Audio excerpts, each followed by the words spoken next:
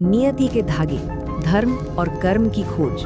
तो आज के इस विश्लेषण में हम एक बहुत ही दिलचस्प सफर पर निकलने वाले हैं। हम अक्सर सोचते हैं ना कि पुरानी कहानियां बस कहानियां ही होती हैं, लेकिन सच तो ये है कि ये प्राचीन कथाएं एक आईने की तरह हैं जो हमें इस पूरे ब्रह्मांड के सबसे अटल, सबसे शक्तिशाली नियमों की झलक दिखाती हैं। तो चलिए बिना किसी देरी के सीधे विषय पर आते हैं।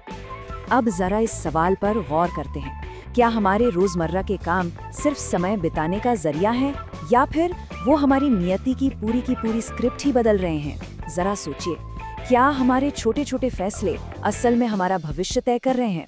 आज हम 4 बहुत ही अद्भुत पौराणिक केस स्टडीज देखेंगे। ये कोई आम किस्से नहीं है, ये हमें साफ साफ दिखाएंगे कि कैसे जमीन पर किए गए छोटे छोटे काम आगे चलकर कितने बड़े परिणाम लेकर आते हैं। केस स्टडी नंबर 1, विपत्ति में अटूट निष्ठा। हमारी पहली कहानी सीधे तौर पर कर्तव्य से जुड़ी है। कल्पना कीजिए, एक घना जंगल है और उसके ठीक बीचों बीच एक बहुत ही विशाल बरगद का पेड़ है। लेकिन हालात अचानक बिगड़ जाते हैं। एक भयानक सूखा पड़ता है जो 1 या 2 महीने नहीं बल्कि सालों साल चलता है। और वो शानदार पेड़ जो कभी जीवन से भरा था, अब पानी के बिना सूख रहा है, टूट रहा है। चलिए इस स्थिति को गहराई से समझते हैं। यहाँ हमें 2 बिल्कुल अलग नजरिए देखने को मिलते हैं। एक तरफ वो सारे पक्षी हैं जो पेड़ को सूखता देख तुरंत वहाँ से उड़ गए। उन्होंने अपना आराम चुना और उस मरते हुए पेड़ को बस पीछे छोड़ दिया। लेकिन दूसरी तरफ एक अकेला बूढ़ा गिद्ध, शाखाएं सचमुच टूटकर गिर रही थी, जान का खतरा था, फिर भी उसने वहीं रुकने का फैसला किया, बिल्कुल अडिग। इस पेड़ ने मुझे जीवन के सारे सुख दिए हैं, आज जब ये संकट में है तो मैं इसे कैसे छोड़ सकता हूँ? ये मेरे माता पिता के समान है। ये बात उस गिद्ध ने कही थी, और सच कहूँ तो पूरी कहानी की जान इसी एक लाइन में है। उस गिद्ध का साफ मानना था कि जिस पेड़ ने उसे पाला पोसा, उसे उसके बुढ़ापे में ऐसे मरने के लिए छोड़ देना, इससे बड़ा स्वार्थ और कुछ हो ही नहीं सकता। अब देखते हैं कि इस कहानी का अंत क्या हुआ। देवराज इंद्र खुद इस गिद्ध की निस्वार्थ भावना देखकर हैरान रह गए। उन्होंने आकर गिद्ध की परीक्षा लेनी चाहिए, उसे सुरक्षित जगह जाने को कहा, पर वो टस से मस नहीं हुआ। हद तो तब हो गई जब इंद्र ने उसे खुद के लिए कोई भी वरदान मांगने का ऑफर दिया। और पता है गिद्ध ने क्या मांगा? उसने अपने लिए कुछ नहीं मांगा। उसने कहा कि इस बरगद के पेड़ को फिर से हरा भरा कर दीजिए। और बस पेड़ फिर से जी उठा और पूरे जंगल में एक नई जान आ गई। बुरे वक्त में अपनों का साथ देने का इतना बड़ा इनाम मिलता है, ये वाकई सोचने वाली बात है। अब आगे बढ़ते हैं केस स्टडी नंबर 2 पर, एक माँ का असीम दृढ़ निश्चय।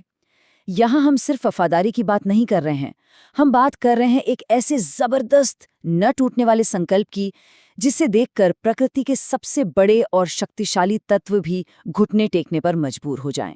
सिर्फ एक, सुनने में कितना अजीब लगता है ना। एक तरफ पूरा का पूरा अंतहीन विशाल महासागर और दूसरी तरफ सिर्फ एक छोटी सी गोरैया। हुआ ये था कि उस महासागर ने गोरैया के अंडे चुरा लिए थे और अब वो नन्ही सी जान उस पूरे समंदर से अकेले ही भिड़ने को तैयार थी। तो ये सिलसिला कैसे आगे बढ़ा, जरा इस पर नजर डाल दे। वो गौरैया बिना रुके अपनी छोटी सी चोंच में पानी भरकर समंदर को खाली करने में लग गई। मतलब क्या ही गजब की इच्छा शक्ति थी। बाकी पक्षी घबरा गए और मदद के लिए गरुड़ देव को बुला लाए। लेकिन उस स्वाभिमानी गौरैया ने गरुड़ देव की मदद लेने से भी साफ मना कर दिया। अंत में उसकी इस अद्भुत और सच्ची जिद को देखकर खुद भगवान विष्णु को बीच में आना पड़ा, और नतीजा, उस घमंडी महासागर को मजबूरन झुकना पड़ा और अंडे वापस करने पड़े। चलिए अब आते हैं हमारी तीसरी कहानी पर, केस स्टडी 3, कर्म का वास्तविक गणित। देखिए, इच्छा शक्ति से स्वर्ग तो हिल सकता है, लेकिन स्वर्ग का अपना एक पूरा सिस्टम है जो एक्शन और रिएक्शन के बहुत ही सख्त, एकदम गणितीय नियमों पर चलता है। कर्म, ये शब्द तो हम सबने सुना है। कर्म कोई हवा हवाई बात नहीं है, ये एक बिल्कुल सीधा और सटीक सिद्धांत है जहां हमारे इरादे और हमारे काम सीधे सीधे हमारे भाग्य को तय करते हैं। और इसे समझने के लिए देवर्षि नारद की एक बहुत ही दिलचस्प घटना का जिक्र करना जरूरी है, जिसने खुद उन्हें एक पल के लिए पूरी तरह चकरा दिया था। और ये जो परिणाम निकल कर आए, ये इस पूरी बात को बहुत ही शानदार तरीके से समझाते हैं। एक बार नारद मुनि ने देखा कि एक चोर जिसके भाग्य में उस दिन एक बहुत बड़ा खजाना मिलना लिखा था, उसने एक दलदल में फंसी गाय की मदद करने के बजाय उसी गाय पर पैर रखा और आगे बढ़ गया। और पता है क्या हुआ?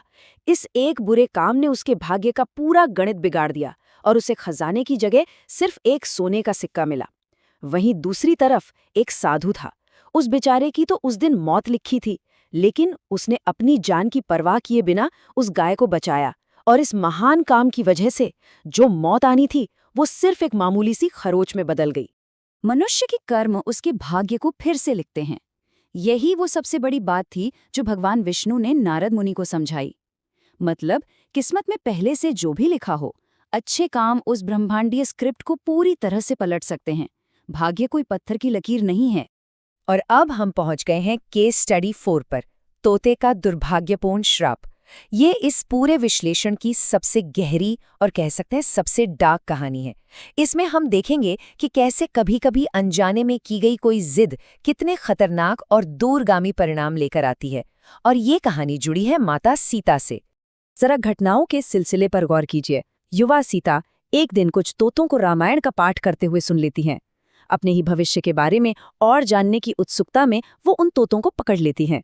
तोतों ने बहुत मिन्नतें की कि उन्हें जाने दिया जाए, खासकर इसलिए क्योंकि मादा तोता गर्भवती थी। लेकिन सीता ने अपनी जिद में उस मादा तोते को छोड़ने से साफ मना कर दिया, और फिर पिंजरे में ही तड़प तड़प कर उस मादा तोते ने दम तोड़ दिया। लेकिन मरते मरते वो एक बहुत ही भयानक श्राप दे गई, वियोग का श्राप। अब जो बात इस पूरी घटना को सचमुच रोंगटे खड़े करने वाली बनाती है वो ये है, मादा तोते की मौत के गम में नर तोते ने भी तड़प कर अपनी जान दे दी। लेकिन बात यहीं खत्म नहीं हुई।